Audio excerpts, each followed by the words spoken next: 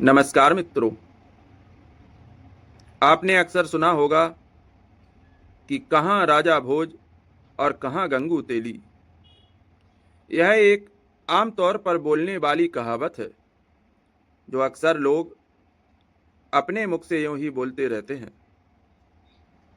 क्या आपने कभी इस कहानी को सुना है या आप इस कहानी को जानते हो? तो दोस्तों, आज हम इस कहानी को आपको श्रवण कराते हैं। मित्रों, कृपया पूरी कहानी को अवश्य सुनें और अगर आप हमारे चैनल पर नए हैं तो चैनल को सब्सक्राइब करें। अब हम अपनी कहानी प्रारंभ करते हैं। राजा भोज एक दयालु और धर्मनिष्ठ राजा थे। उनकी प्रजा उन्हें पुत्र की तरह स्नेह देती थी और देवता के समान पूजती थी। उनके दरबार में बड़े बड़े विद्वान थे, लेकिन वे चापलूसों और चाटुकारों से हमेशा दूर रहते थे। अपनी प्रजा के सुख दुख जानने के लिए वे रात में वेश बदलकर उनके घरों के आसपास घूमते थे ताकि उनकी समस्याओं को ठीक से समझ सकें।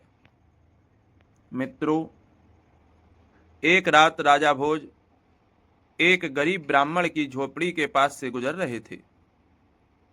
वहां एक टिमटिमाता दीपक जल रहा था और ब्राह्मण अपनी पत्नी से कह रहा था, जया, मैं बहुत बूढ़ा और कमजोर हो गया हूं। मेरे पास अब इतनी शक्ति नहीं कि मैं यजमानों के घर जाकर पूजा पाठ कर सकूं। मेरा कोई पुत्र भी नहीं जो मेरा सहारा बने। अब मेरी एकमात्र आशा राजा भोज हैं। ब्राह्मणी ने कहा, ठीक है स्वामी, कहते हैं कि राजा भोज बहुत दयालु हैं, वे हमारी मदद जरूर करेंगे। अगले दिन सुबह ब्राह्मण राजा भोज के दरबार में पहुंचा। उसने राजा को प्रणाम किया और कहा, महाराज, मैं 80 साल का बूढ़ा और कमजोर व्यक्ति हूं। मेरे पास कोई पुत्र नहीं और अब मेरे लिए 2 जून की रोटी कमाना भी मुश्किल है। राजा भोज ने रात में ही उसकी गरीबी देख ली थी। उन्होंने ब्राह्मण को 100 सोने और चांदी के सिक्के दिए ताकि वह सुखपूर्वक जीवन जी सके। ब्राह्मण खुशी खुशी घर लौटा और सिक्कों को एक लकड़ी के संदूक में रख दिया। लेकिन रात में एक विचित्र घटना घटी। सुबह जब उसने संदूक खोला तो सारे सिक्के गायब थे। ब्राह्मण परेशान हो गया क्योंकि दरवाजे बंद थे और कोई घर में आया भी नहीं था। वह सोच में पड़ गया कि सिक्के कहाँ गए। अगले दिन वह फिर राजा भोज के दरबार में पहुंचा और सारी बात बताई।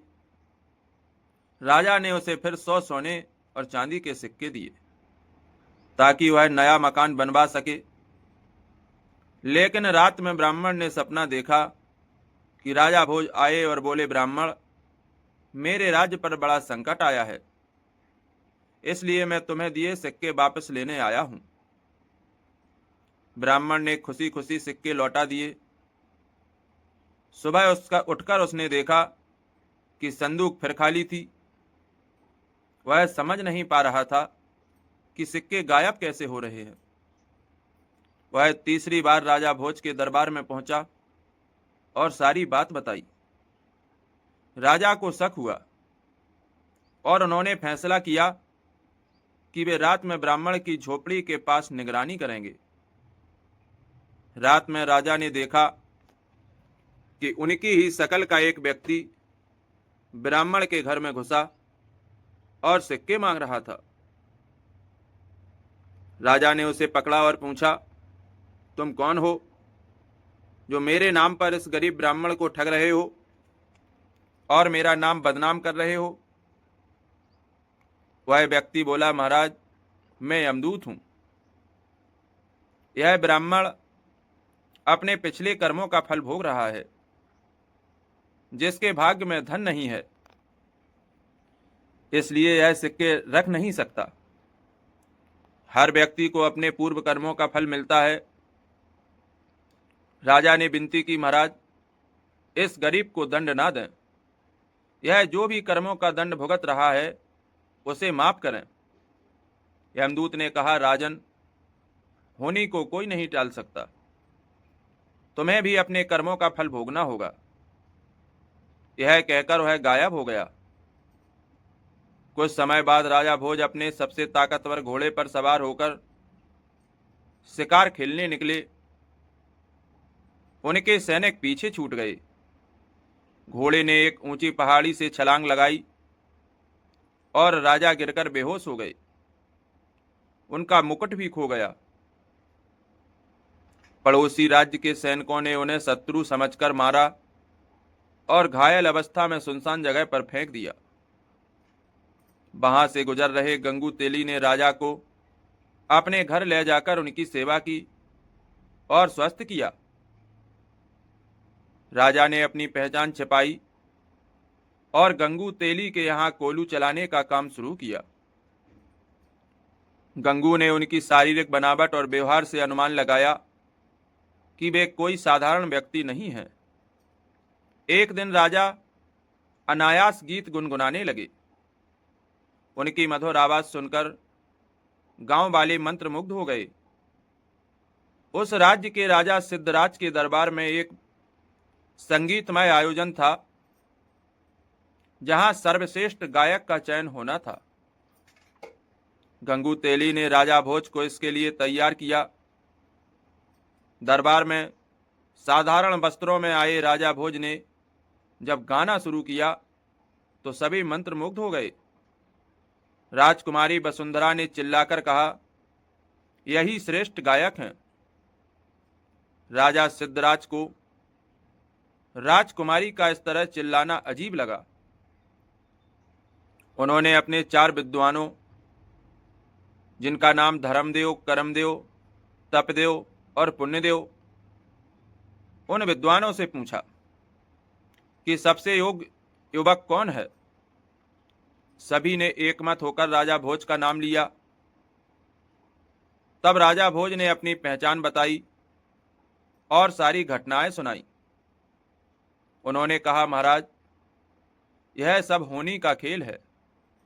धर्म, कर्म, तप और पुण्य से भी बड़ी शक्ति भाग्य है। मेरे सैनिकों ने मुझे शत्रु समझकर मारा, लेकिन गंगू तेली ने मेरे प्राण बचाए। इस बात को सुनकर सभा में हर्षोल्लास छा गया। राजकुमारी वसुंधरा ने राजा भोज के गले में जयमाला डाल दी और उनका विवाह विधि पूर्वक हुआ। हर व्यक्ति की जुबान पर यही बात थी कि कहाँ राजा भोज, कहाँ गंगू तेली। तो मित्रों, कर्मों का फल और भाग्य का खेल बड़ा विचित्र है। अगर यह कहानी आपको पसंद आई हो तो कृपया इसे लाइक करें और चैनल को सब्सक्राइब करें और बेल आइकन भी दबा दें, जिससे आने वाली कहानी के नोटिफिकेशन आपको पहुंचते रहें। मित्रों, फिर मिलेंगे बहुत जल्दी एक अगली कहानी को लेकर। तब तक के लिए आपको प्यार भरा नमस्कार। जय जय श्री राम। मित्रों, कमेंट में जय श्री राम लिखना ना भूलें, क्योंकि एक कमेंट से ही भगवान के नाम के साथ जुड़े रहते हैं और जाने अनजाने में ही किए गए पाप नष्ट होते रहते हैं। तो हे प्रभु, जिन लोगों ने कहानी को पूरी सुना है, सभी की मनोकामना पूरी करें। बहुत बहुत धन्यवाद सभी को। जय जय श्री राम। और दोस्तों, आपका दिन शुभ हो, मंगलमय हो। इसी के साथ कल फिर मिलेंगे एक नई कहानी लेकर। धन्यवाद।